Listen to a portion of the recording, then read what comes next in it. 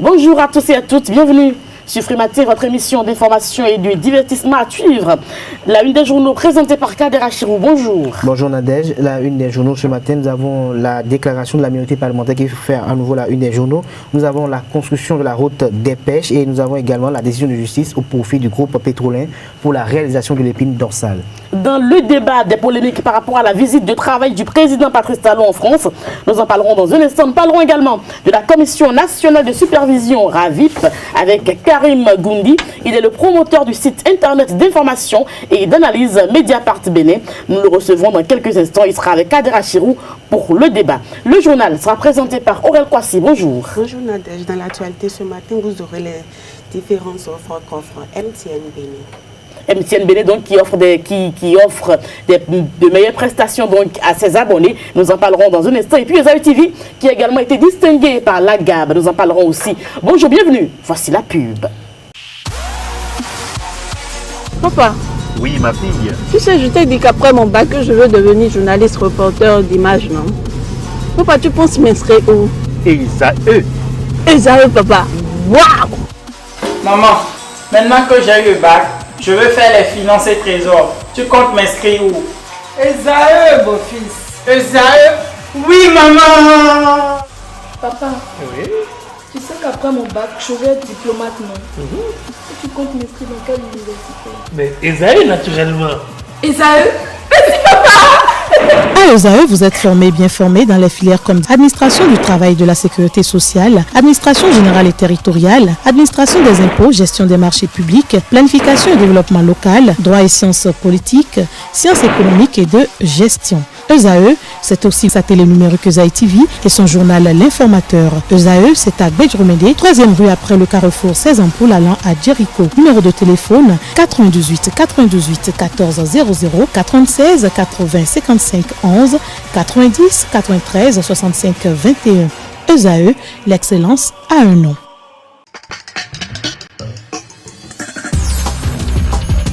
Kader Achirou, à nouveau bonjour. À nouveau bonjour Nadège, chers amis internautes, bonjour. Nous démarrons par le quotidien Jack Pata qui titre en manchette ce jour. Suite à la sortie hasardeuse de la minorité parlementaire, l'honorable Bako réfute toute vassalisation de l'Assemblée nationale par Patrice Talon. Toujours avec le quotidien Jack Pata. Lutte contre le flux des drogues illicites au Bénin, l'ambassade des États-Unis fait don d'équipement à l'OCRT de l'indépendant. Décision de justice au profit du groupe pétrolien pour réaliser l'épine dorsale. Samuel Dossou n'a aucun moyen technique, financier et humain pour réaliser le projet. Il a été incapable de réaliser le port sec de Parakou.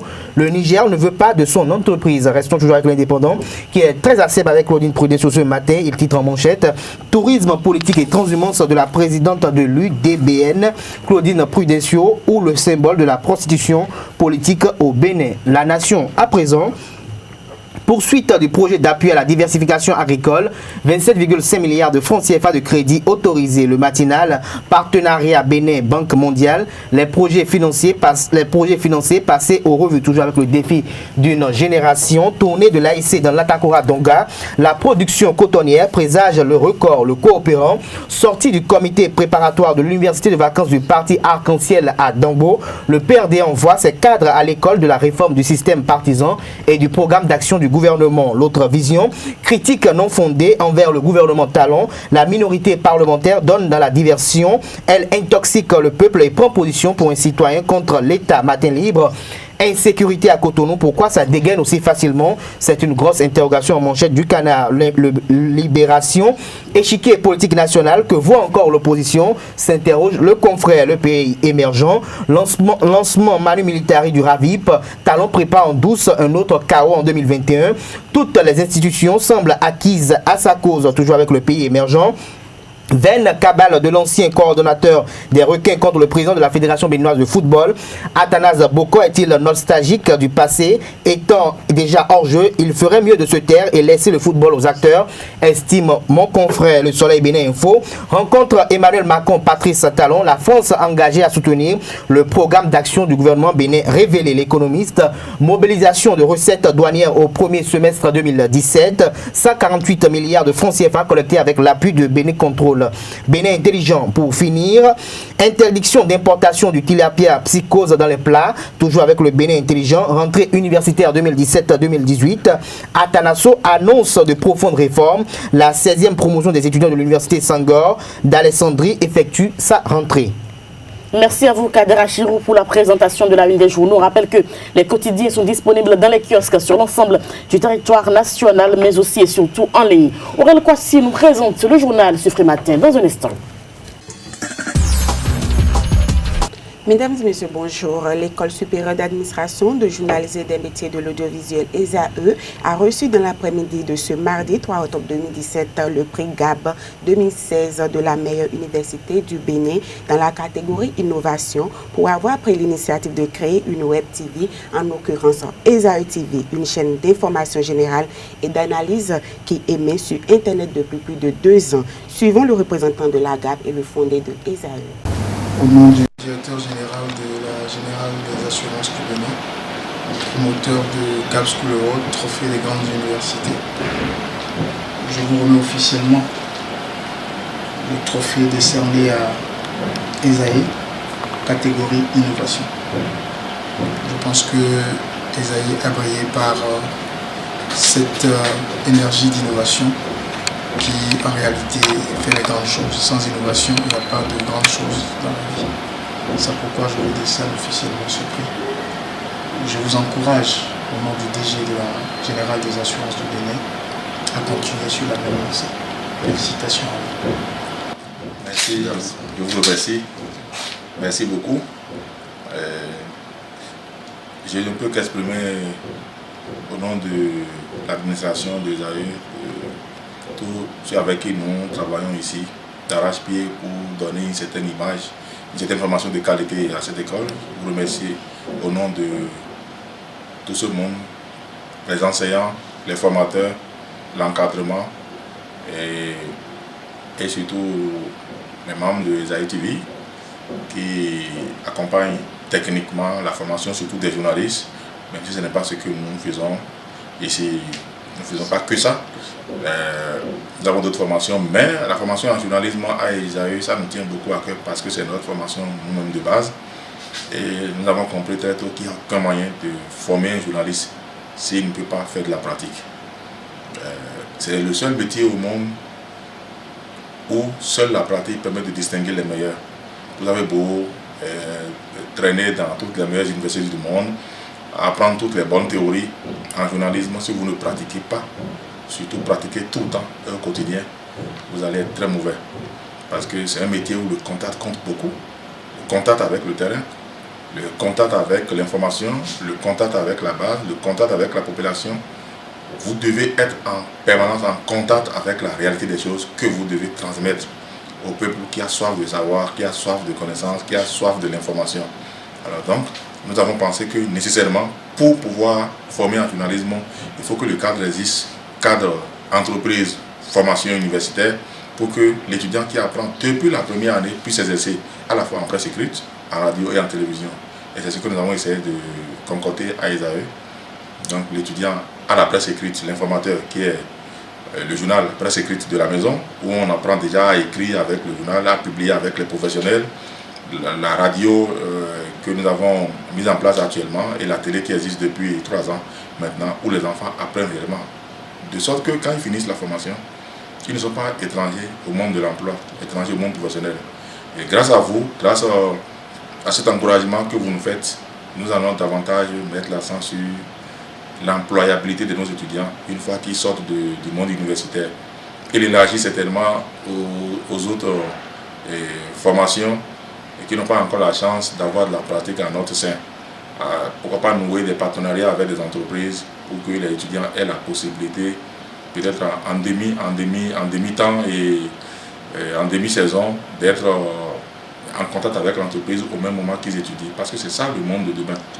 L'étudiant finit sa formation, il tombe dans le monde et puis il est étranger à tout ce qu'on lui a enseigné. Donc c'est la pratique qui compte. Je crois que nous allons davantage travailler là-dessus. C'est un encouragement, nous prenons ça comme un encouragement à mieux faire et nous vous remercions beaucoup pour ce que vous faites. Et ESAE va davantage travailler à être à vos côtés pour davantage d'innovation d'accompagnement dans ce que vous faites. Je vous remercie. Merci. Merci encore.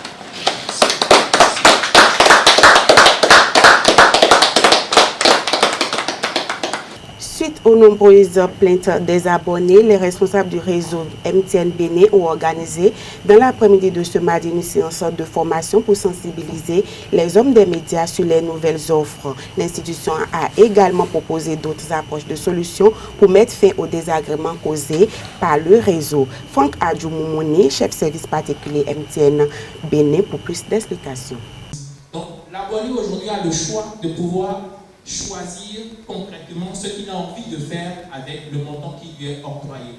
Donc, avec 500 francs, vous bénéficiez aujourd'hui de 1700 francs, contre 1000 francs auparavant. Et avec 1000 francs, vous bénéficiez aujourd'hui de 3750 francs, contre 2250 francs précédemment. Donc, ces forfaits sont utilisables pour celui de 200 francs de 6h à 18h et de 23h à 0h. Et ceux de 500 francs et de 1000 francs sont utilisables de 0h à 23h59. L'autre nouveauté qu'on a insérée dans ce forfait-là, c'est qu'il vous donne aujourd'hui la possibilité de cumuler le montant restant. Beaucoup se plaignaient entre-temps du fait que lorsque je ne finis pas de consommer, par exemple, un forfait, qu'est-ce qui se passe? Quand il sonne l'heure, MTN écrase tout le reste. Les gens considéraient ça comme du vol. Nous avons pris la résolution aujourd'hui de dire, même si cela reste sur ton compte, par exemple, je suppose que tu as activé un forfait aujourd'hui et qu'il te reste 200 francs ou 300 francs sur ton compte, le lendemain, dès que tu actives un autre forfait, nous reconduisons le montant restant sur le forfait que tu as activé pour te permettre justement de pouvoir bénéficier intégralement de ce que tu as acheté. Ici, dans le cas d'espèces, je tiens juste à faire une petite précision. Cet avantage est appliqué sur les forfaits à partir de 500 francs. Donc, lorsque vous activez un forfait maxi aujourd'hui et que vous avez 800 francs et que en fin de journée, il vous reste peut-être 400 francs, le lendemain, si vous activez un forfait maxi de 500 francs, on reconduit les 400 francs restants sur les 1700. Donc, cela vous fera 2100 francs. Simplement, lorsque vous activez ce genre de forfait, vous avez la possibilité de pouvoir appeler tous les réseaux au Bénin, pas à l'international, au Bénin uniquement avec ces forfaits-là. Et aussi, les mégas qui sont employés à l'intérieur de ces forfaits-là vous permettent de faire tout type de trafic, c'est-à-dire vous pouvez appeler, en faire du WhatsApp, Snapchat, tout ce que vous souhaitez, ce qui n'était pas le cas dans les forfaits initiaux. Dans la perspective du budget général de l'État, exercice 2018, les députés ont voté à l'unanimité le budget de leurs institutions ce lundi 2 octobre 2017 à l'hémicycle d'un montant global de 14 56 442 519 francs. Ce budget permettra à la deuxième institution de la République de financer les activités parlementaires et d'offrir également de meilleures conditions de travail aux députés. Certains députés ont fait des propositions pour la relance de la construction du nouveau siège de l'Assemblée nationale. Le gaz de l'eau, une activité qui nourrit bien son homme au Bénin, est en pleine expansion un peu partout sur les places publiques, les églises et autres lieux qui attirent la foule. On les retrouve. Nos reporters ont tendu le micro à quelques personnes exerçant ce métier de gaz de l'eau. Suivons. Le bled est oui, ndé, moto idai, comme dia qui a dit d'ailleurs, et ben tout le monde dedans, ou dia quelqu'un y aussi. Le bled est quelqu'un au bout de mon coin, quasi même au bout de mon coin. À cela que j'en vois un officier à quoi. Et donc un ido de qu'on soit un décommodable. Il fait casser le code d'un voyant sous quoi. Ou doit mais non c'est un bloc de vélo.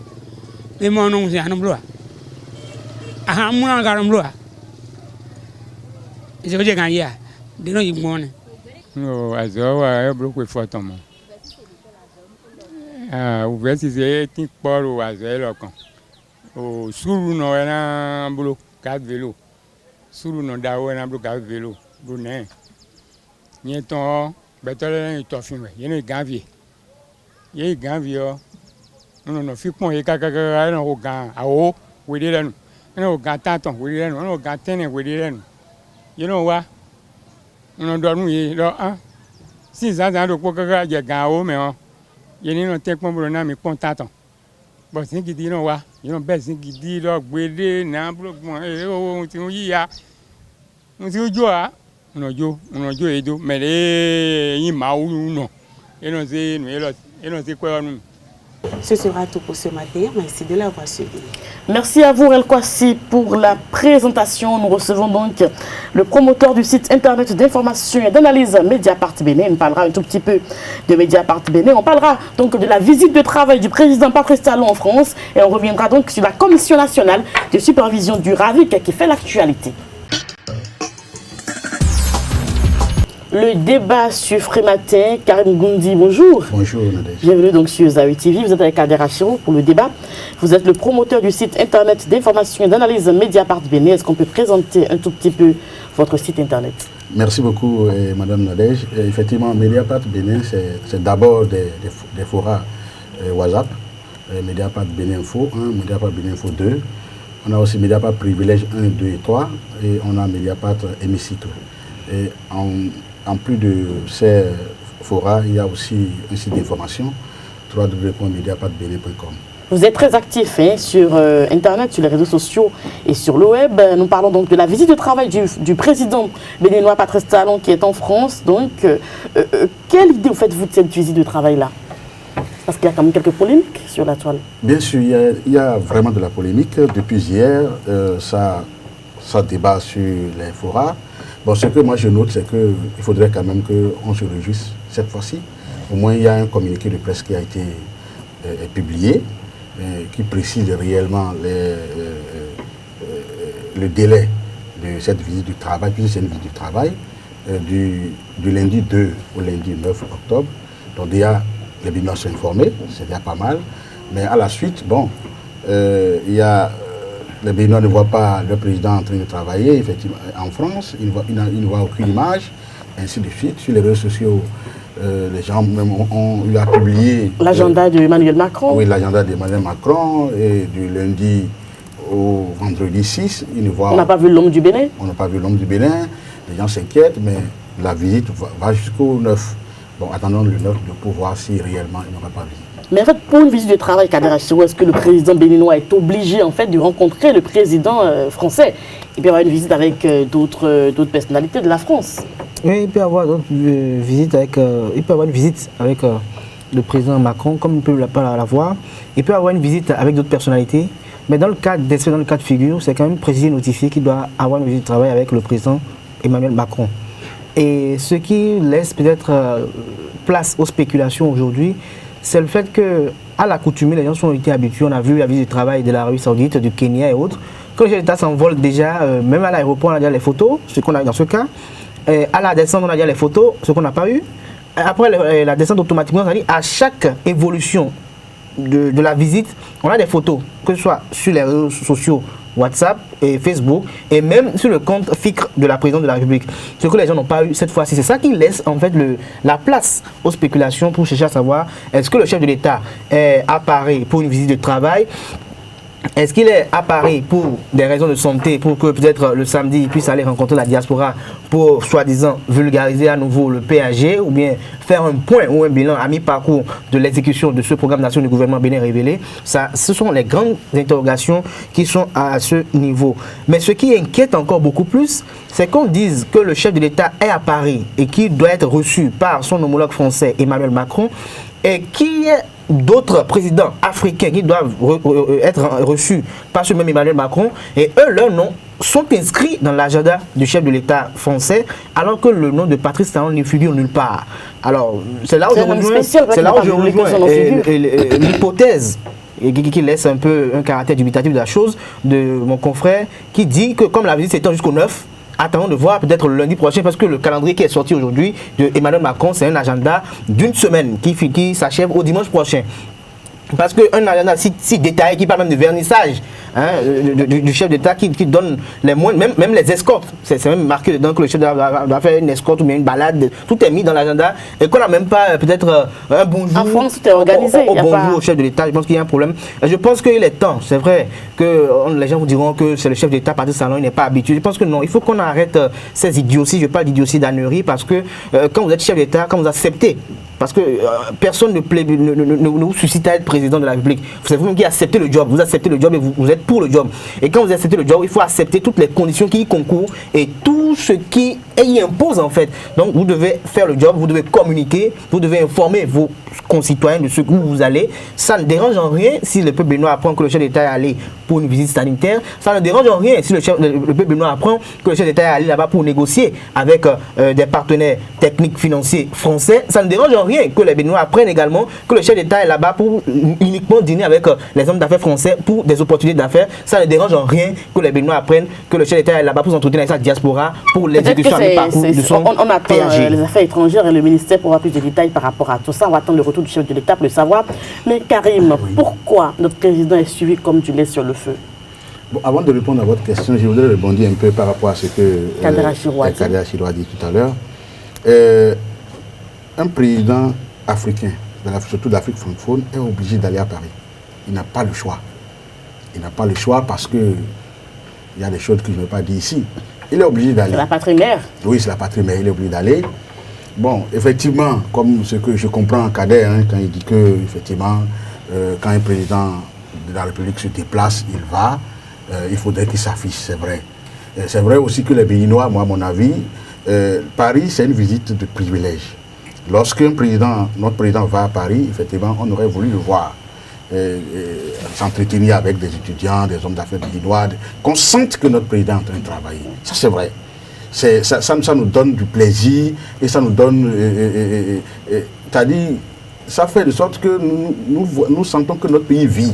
Mais quand notre président voyage, et c'est un statu quo, silence radio, il n'y a rien, il n'y a aucune image, les gens cherchent des images, les gens ne trouvent pas, vous savez très bien la puissance des réseaux sociaux au Bénin. S'il y avait une image, vous aurez déjà eu cette image-là qui circulerait sur les réseaux sociaux. Bon, si je reviens à votre question, j'ai perdu un peu le fil. Pourquoi il est suivi comme du lait sur le feu, notre président? Bon, il est suivi. Bon, c'est vous qui voyez qu'il est suivi comme du lait sur le feu. Oui, parce qu'il sort pour une visite de travail, franchement, laissons le revenir d'abord. Pourquoi il y a des polémiques toujours? Parce que... Bon, c'est un président de la République. Comme l'a dit Kader tout à l'heure, quand on veut être président de la République, d'abord un homme public. Est-ce qu'on ne le compare pas à l'ancien président? Parce que chacun a sa manière de faire le job aussi. On est d'une manière obligé de le comparer à ce passé. Pendant 10 ans, il y a quelqu'un qui est venu au pouvoir de 2006 à 2016, il nous a habitués à quelque chose. Il voyage, on le voit partout, il bouge, ainsi de suite. Donc quand on voyait l'autre président, on a l'impression, à tort ou à raison, comme si effectivement le pays vivait. Mais subitement, on a un autre président qu'on élit, largement d'ailleurs en 2016, qui ne bouge, qui ne sort pas, qui ne dit rien, même au pays. On ne le voit pas, c'est le préfet qu'on voit, c'est certains ministres qu'on voit, qui bouillent, il ne dit rien. Et quand on ne dit rien, c'est des supputations, c'est des rumeurs, et ça enflamme les réseaux sociaux. Bon, je ne sais pas réellement. Allez-y rapidement, parce qu'on va passer à un autre sujet. Par rapport à cette question, je disais quand même que les Béninois ont quand même le devoir de suivre Patrice Talon comme de l'air sur le feu, parce que lui-même, c'est ce qu'il a eu à faire. C'est la veille citoyenne qu'il a eu à faire contre Boni Yaya à l'époque. Donc, c'est un retour à l'ascenseur. Et dans le même cas, si on a reproché l'hypermédiatisation et l'hypercommunication à Boni Yaya, c'était dans le sens qu'on sentait plus le chef de l'État sur le terrain politique que sur le terrain des actions gouvernementales. Donc, je pense que Patrice Talon communique sur sa position, ce qui le fait d'ailleurs pour les autres visites. On a vu des photos en Arabie Saoudite, on a vu des photos par rapport aux visites diverses qui ont été effectuées par le chef de l'État. Mais pourquoi dans le cas d'espèces ça ne se fait pas? Parce qu'il y a un déficit à ce niveau, c'est ça qui laisse la place de spéculation, c'est ça qui laisse la place qui alimente la rumeur. Merci à vous, Kadera Chirou. Alors, un mot sur la Commission nationale de supervision du RAVIP, donc cette commission Djobeno qui est déjà constituée. Karim?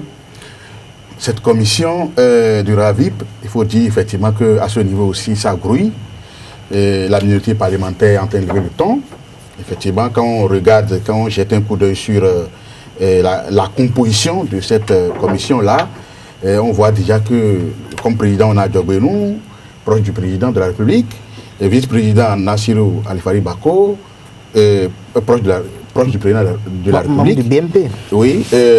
Deuxième vice-président, on a... un certain Johannes Dayan, tout le monde sait.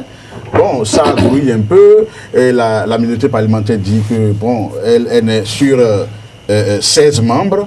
Elle n'a qu'un seul poste, au nom de l'honorable Issifou Amadou.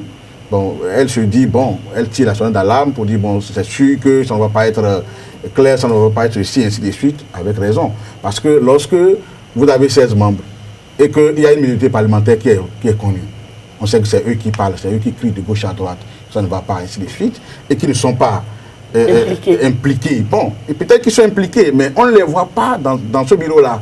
Bon, c'est normal qu'ils commencent par à dire, ben, attention, ça n'ira pas, ainsi de suite, ainsi de suite. Donc voilà un peu ce que moi je voudrais dire par rapport à ça, en attendant de revenir après sur la question. Kader Achirou? Oui, je dirais que c'est encore une institution ou peut-être une commission à caractère budgétivore, parce que je ne comprends pas comment un certain Arifari Bako, qui a bâclé l'EPI, revient encore pour une réalisation de RAVIP, de recensement. Je pense qu'il y a un problème qui se pose à ce niveau et ça pose un problème de fidélité, d'idéal que c'est fixé dès le départ ce gouvernement de la rupture qui vise à révéler le Bénin.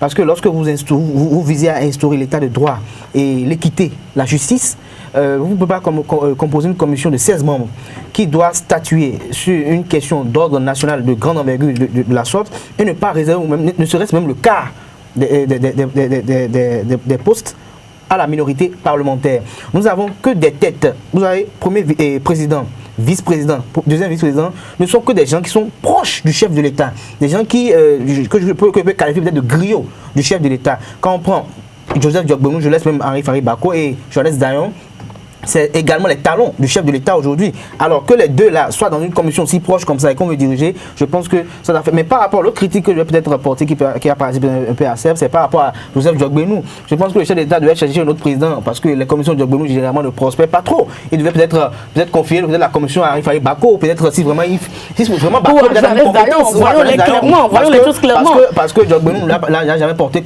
chance à la tête d'une commission. Et on verra bien ce que ça donne. Qu'on le veut ou non, je pense que si je vais finir très rapidement.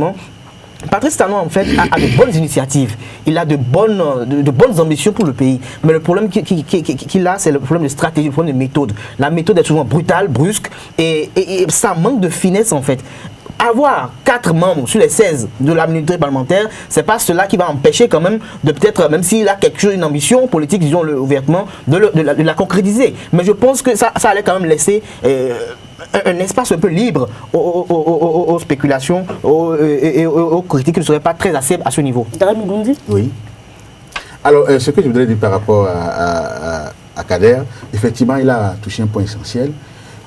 Ce que je ne comprends pas par rapport sur les projets que lance le président Talon, c'est que il a de très belles idées, comme vous l'avez dit, de très belles idées, mais il y a des gens qui ont eu déjà à poser des actes dans ce pays-là. Qui ne doit plus revenir. C'est-à-dire, je ne sais pas qu'il ne doit plus revenir, peut-être que c'est trop fort, je dis qu'il ne doit plus revenir, mais que le président doit essayer de les repositionner d'une façon ou d'une autre. Mais quand on voit un Arifari Bako qui avait géré une LIPI à polémique, ainsi de suite. Il a eu à faire les démonstrations sur les démonstrations. Dans un premier temps, il a dit que cette LIPI ne peut pas tenir pour organiser les élections. Après, c'est la LIPI qui a organisé les élections. Il y a tout ça. Et aujourd'hui, ici, quand je prends aussi le président Diogbenou, il a eu à gérer un dossier important ici. Et en gérant un dossier, c'est un fiasco. Ça dit, on se crée des ennemis d'une manière ou d'une autre. Et que cette personne-là revienne encore. Et en plus, il viendra à l'Assemblée défendre le dossier, ainsi de suite. C'est que ça va créer un problème. Moi, je pense que lorsque le président a des projets comme ça importants, il faudrait voir des gens un peu neufs pour mettre, effectivement... Et neutre. Oui, et neutre. Bako, on m'a dit peut-être que, bon, c'est de l'expérience, parce qu'il avait déjà fait, c'est vrai, c'est de l'expérience, mais il peut être conseillé. Il y a Augustin, en vrai, blanc. Bon, il peut être conseillé, on peut mettre quelqu'un de nouveau, il peut être conseillé, parce que déjà, vous imaginez, quand Bako va se présenter pour dire, bon, voilà, il va parler du RAVIP, bon, il y a des gens qui ne vont même pas vouloir l'écouter, parce que c'est Bako. Voilà, il y a Badi Ouagemo aussi qui est là, qui a géré la LEPI récemment et qui a livré sa LEPI à bonne date. Je pense que à ce niveau, le chef d'État doit quand même faire une halte, réfléchir, parce qu'il s'agit d'une question qui s'inscrit dans la dynamique d'instaurer une stabilité, la paix et la quiétude dans le pays. Parce que si la liste, le recensement qui doit être effectué suscite des remous, ça veut dire que les prochaines élections qui vont être organisées, que ce soit au niveau des législatives, des communales et même de la présidentielle 2021, il y aura problème.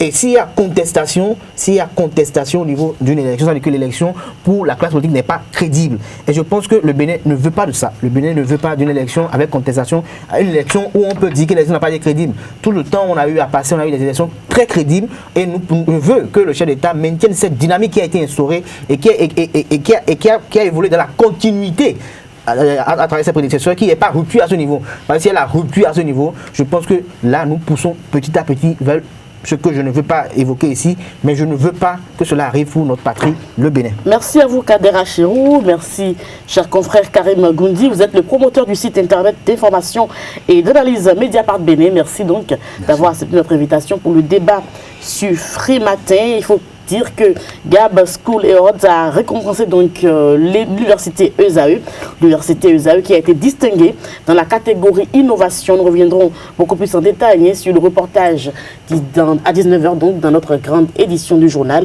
L'université a été distinguée par rapport donc à ESAE TV qui est une innovation. Merci à tous et à toutes pour l'attention. On va se retrouver demain pour un autre numéro de Free Matin. Portez-vous bien, au revoir.